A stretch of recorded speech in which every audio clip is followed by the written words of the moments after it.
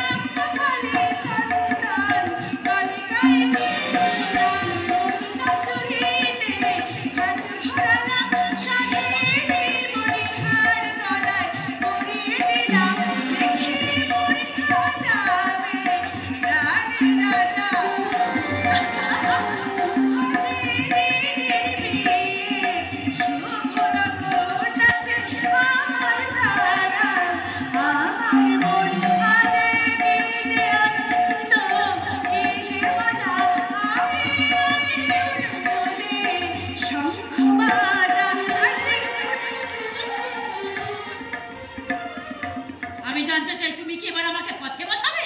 দেখো, তুমি আমার উপর রাগ করো না। আমি যেটা করেছি আমার কর্তব্য করেছি। আমার প্রতি কর্তব্য তুমি কি করেছো শুনে? তোমার প্রতি কর্তব্য করবার জন্যই আজ আমার বোনের বিয়ের দিনও এতক্ষণ আমি বাড়ির বাইরে ছিলাম, আর বড় একটা কর্তব্য করে আমি বাড়ি এলাম। কিন্তু তোমাকে যে আমার জন্য ফুল আর মালা আনতে বলেছিলাম সেগুলো কোথায়? ফুল ফুলের মালা আমি সবই কিনেছিলাম, কিন্তু সেগুলো কোথায়? শ্মশানে মৃতদেহের গলায় পরিয়ে দিয়ে এসেছি। তুমি আমার জন্য ফুল মালা কিনে নিয়ে এসে শ্মশানের মৃতদেহের গলায় পরিয়েছো? আজ তোমার ফুলের মালা পরার দিন নয়। যে মানুষটার পরার কথা আমি তার গলাতেই পরিয়ে দিয়ে এসেছি। কার গলায় পরিয়ে এসেছো বলো? অবশ্যই এবার বলবো, তার কারণ আমার বোনের সিঁদুর দান হয়ে গেছে, বলতে অসুবিধে নেই। তবে শোনো, শুনলে কিন্তু তোমার বুকটাও ফেটে যাবে, যতই তুমি পাশানি হও। কি হয়েছে আমাকে তুমি খুলে বলবে? আমি বলবো না, বলবে তোমার ভাই ভজহরি ঘোষাল। আমার ভাই ভজা?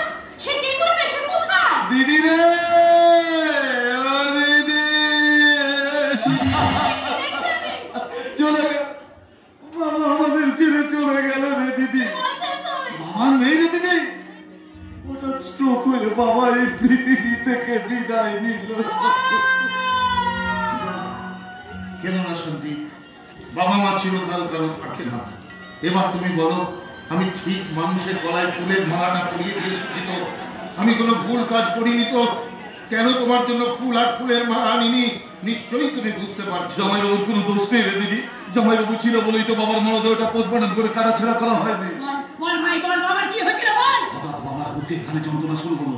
আমি জামাইবাবুকে ফোন করলাম, কিন্তু জামাইবাবু ওখানে পৌঁছানোর আগে সব শেষ হয়ে গেল রে দিদি। না, সত্যি করে বল দাদা, বাবার কি হয়েছিল? কি হয়েছিল তা আমি কি করে জানবো? মারা যাওয়ার আগে বাবা তোর থেকে অশান্তি করছিল কেন? রেগে বাবা চিৎকার করছিল কেন? ওই ঘরের দরজা খুলছিলিস না কেন? বললে তোর আমায় ভুল বুঝবি। না দাদা, তোকে বলতেই হবে, ঘরের মধ্যে কি হয়েছিল? দিদির বিয়ে হয়ে গেছে। দিদিকে বাবা বিশ্বাস ভরসা করতো না। ও তোমার কুলাঙ্গার মেয়ে, অবাধ্য মেয়ে। বিয়ের আগে আমাকে তুলে গেছে, বিয়ের পর গিয়ে স্বামীকে জ্বালাবে। তুই বিশ্বাস কর দিদি, বাবা তোর নামে বাজে কথা বলতো আমার একদম ভালো লাগতো না। বাবা আমার নামে এসব কথা বলতো? শুধু কি তাই, বাবা বলতো ওই অসভ্য মেয়ের কোনোদিন আমি মুখ দেখবো না। বাবা আমার মুখ দেখতে চাইতো না। আমি তোকে বারবার আমাদের বাড়িতে যেতে বলতো বলে বাবা আমার উপর ভীষণ রাগ করতো। বলতো ওই অসভ্য মেয়ে যেন বাড়িতে না ঢোকে। কি বলছো ভজহরি? বাবা ওই মেয়েকে? বাবা আপনাকে খুব ভালোবাসতো। বাবা বলতো জামাই বাবা জীবন আমার সাক্ষাৎ ভগবান। ভালোই হয়েছে, বাবা মরে যাওয়ার সময় দেখতে যাইনি, খুব ভালো হয়েছে। তোমাকে ভালোবাসতো, তুমি পুড়িয়ে এসেছো, নাটা চুকে গেছে। দিদি, তুই কি না? সত্য বার্তা চলে গেল, আর তুই তার সম্বন্ধে এরকম কথা বলছিস? সব শুনলে তুইও বলবি না মো। তুই কি জানিস, তুই একটা নর্মালে বাবা তোকে পছন্দ করতো না, মাঝে মাঝে বলতো পাপটা মরলে বাঁচি। না, বাবা আমার নামে এরকম কথা বলতে পারে না। বাবা ভাই খুব ভালো বার্তা। ওরে ওটা ছিল বাবার অভিনয়, তা না হলে এত বড় একটা কাজ করে যেতে পারে। কি কাজ? আমার আপত্তি থাকা সত্ত্বেও বাবার স্থাবর অস্থাবর সমস্ত সম্পত্তি তোদের দুজনকে বঞ্চিত করে আমার একার নামে করে দিয়ে গেছে। এই তো অশান্তি। এই দেখ সেই বই। আমি নেব না, বাবা আমায় জোর করে দেবে। আমি নেব না, বাবা আমায় জোর করে দেবে। আমি বললাম বাবা এটা অন্যায়, তুমি দিদিকে ভাইকে বঞ্চিত করতে পারো না। বাবা আমার কোনো কথা শুনলো না। শেষে বাবার সাথে অশান্তি পর্যন্ত করলাম, তবু বাবা কোনো কথা শুনলো না। তারপর বাবার বুকে ঘাড়ে যন্ত্রণা শুরু হলো। তারপর সব শেষ হয়ে গেল রে দিদি। দাদা, পাপ কেউ ক্ষমা করে না। পাপ আমি করিনি রে, পাপ করে গেল বাবা। তোদেরকে সব সম্পত্তি থেকে বঞ্চিত করে আমার একার নামে করে দিয়ে গেল। ও বাবা গো, তুমি আমাকে এত কেন ভালোবাসতে গো বাবা? ওই কান্না কুমিরের কান্না। আমি তোকে বিশ্বাস করি না। তুই জোর করে বাবার কাছ থেকে সব সম্পত্তি লিখে নিয়েছিস, আমাদের ঠকিয়েছিস। আমি জানতাম আমার এই বদনামি হবে। ওপর থেকে সব দেখছো তো বাবা, সময়কার কাছে তুমি আমাকে খারাপ করে দিয়ে গেলে তো। কাঁদিস না ভাই, আমি জানি আমার ভাই কোনো অন্যায় করতে পারে না। দেখ ভাই, বাবা যখন তোর নামে সম্পত্তি লিখে দিয়ে গেছে, সেই অর্ধেক সম্পত্তিতে আমার নামে লিখে দে। এই না,